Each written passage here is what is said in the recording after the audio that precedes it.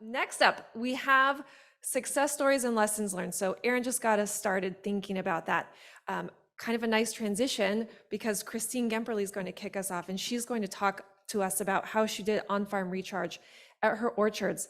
So the way that this session is structured, we've got 3 presenters, Christine, Mark, Julia, and then we're going to take a coffee and a snack break, and then we're going to come back and we're going to hear from 2 more folks. We're going to see how we do on time. We might have time to take 1 or 2 or 3 questions of each of the presenters before break. If not, we'll have a little time after break to get our presenters back up on stage and ask them a couple of questions, but I'll ask for your flexibility in advance. And with that, Christine, come on up, welcome.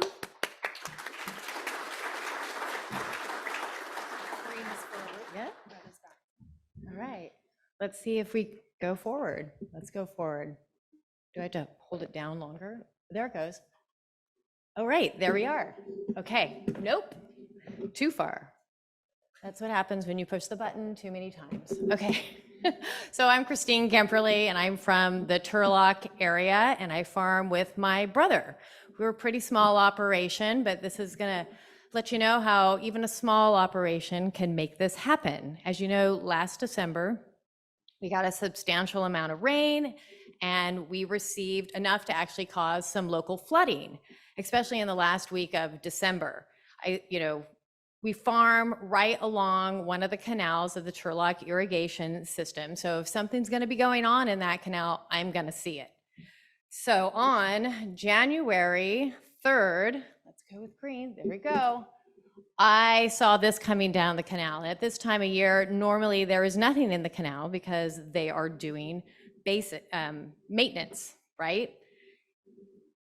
And I'm like, I want a piece of that. If that's going out to the ocean, I'm pretty sure of that because nobody's watering anything right now. And so I thought, if I can just open my gate, maybe I can do some on-ground recharge. So I emailed the water district manager, and she got back to me. And she told me about a FLEDMAR pilot program that they were doing with sustainable conservation. And she sort of got me set up with Rogel Rogers and Wes Miller of TID. So let me give you a little background. At this point, I had just come through the drought. I was thinking it wasn't going to rain at all. My trees were stressed. I had been dealing with really like metering out that water, and we're in a water-rich area, but we still had been cut back quite a bit, and I had been forced to supplement with groundwater. And then that time frame, my neighbor, who is financially disadvantaged, her well had gone dry, and it started to make me think, this is hitting really close to home, and is my well next, right? Because I live right there too. And we had already started sucking sand on one of our wells as well. So if I had an opportunity to recharge right in my area to benefit my neighbor and myself, well, I was going to do it. And TID helped make that happen. So on January 3rd, I saw that, made the phone calls and the emails, and TID, within that period of a week, they had come in and set up the telemetry, and Sustainable Conservation had taken the soil samples.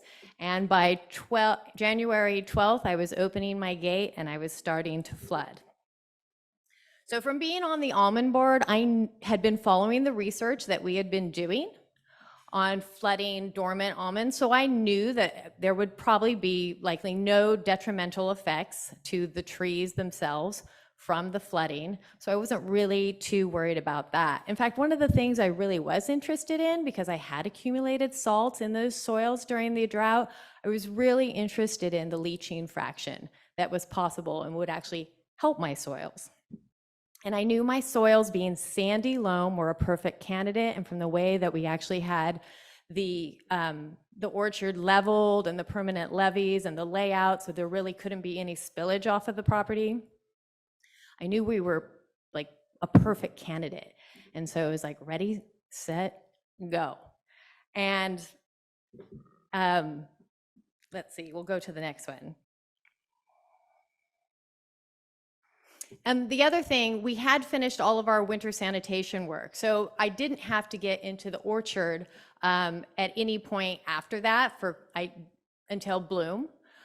So I knew that we weren't going to have to deal with that. So over the next week, we flooded approximately 40 acres, 3 different times.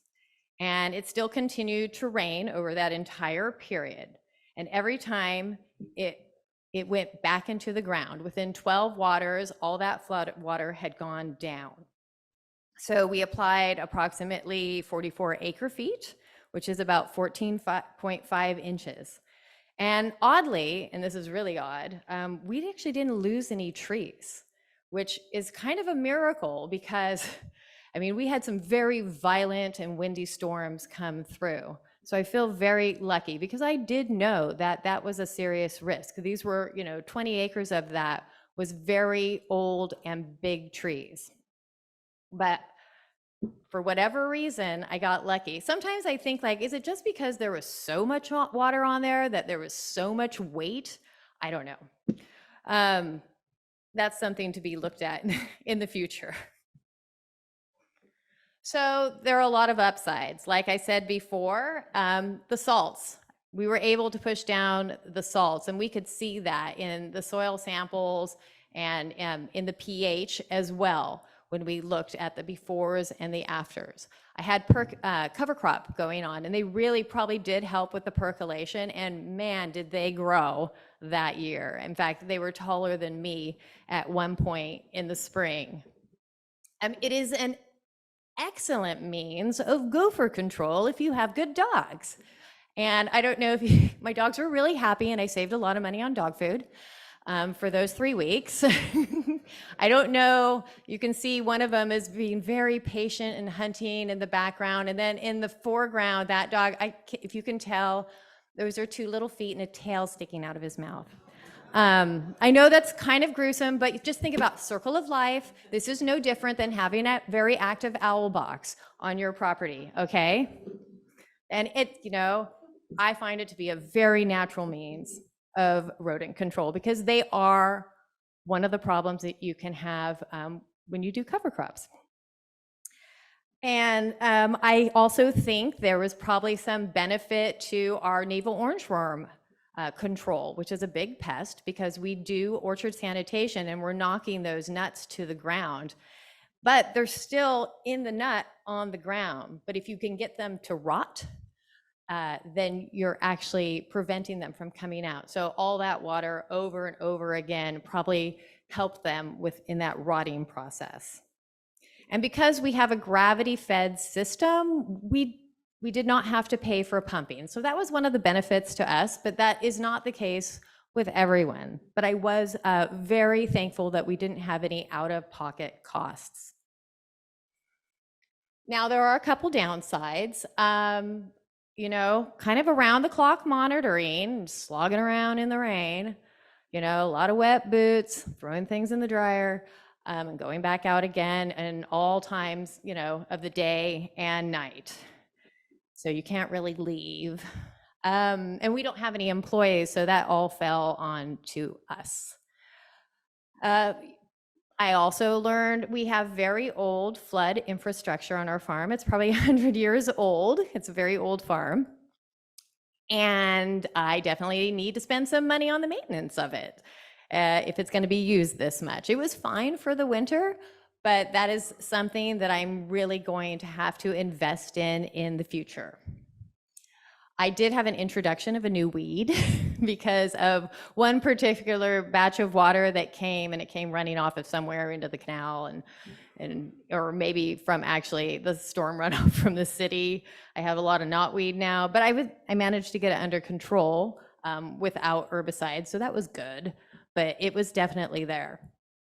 And it wasn't there before. Another problem you could have is if you needed access to the field, you're not going to be able to go in. So get all your work done early to be prepared. And of course, as I mentioned, the potential to lose trees, that's always an issue. So, if you want to do this in the winter and you want to be good, conscientious almond farmer and do your orchard sanitation, you have to bust your hump in the fall to get all your work done so that come December, you are ready to go and not have to worry about like, oh, I still have to do this. Oh, I still have to do that. No, you need to get it all done. But it's kind of nice to know that you got the work done. I'll admit that. You know, would I do it again? Yes, every single time. I would do it again and again. Because the truth is, I'm happy to do the work. But in the future, I recognize it will not be something that is necessarily, you know, easy to schedule, right? Because that's the one thing we can't predict. We can't predict the weather, and when it's going to come and when it's not going to come. So planning is going to be difficult, and it's going to require flexibility, and it's going to require a lot of thinking ahead. And sometimes that will be like, oh, it didn't happen this year, and I did all that work. But other times, it's, you know, you're going to have the opportunity to say to yourself, like, oh, I made a difference, right? So in the end, my neighbor's well did go up so she could use it, but she really still needs to fix it because it's really old. And we did not see a huge change in my own wells, but they're deeper and they're probably in a different strata.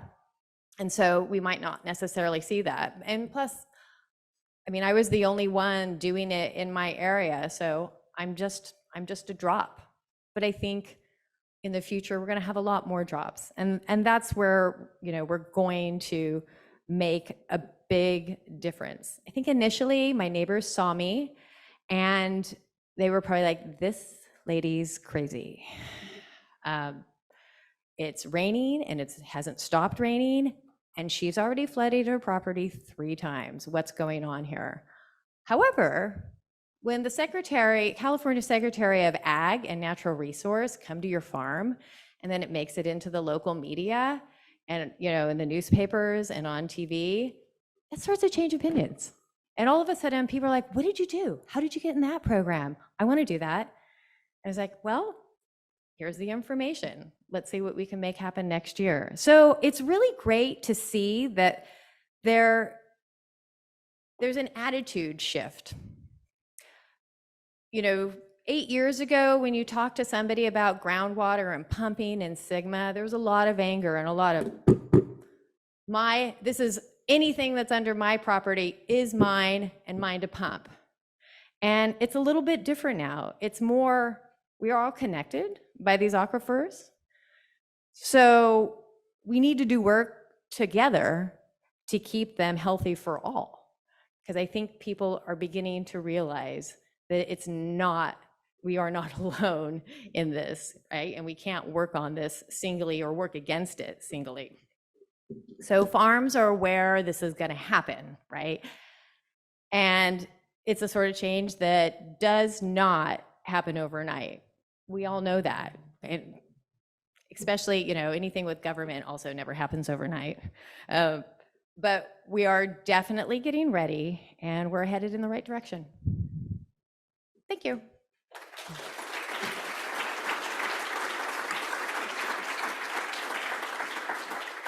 Thank you so much, Christine.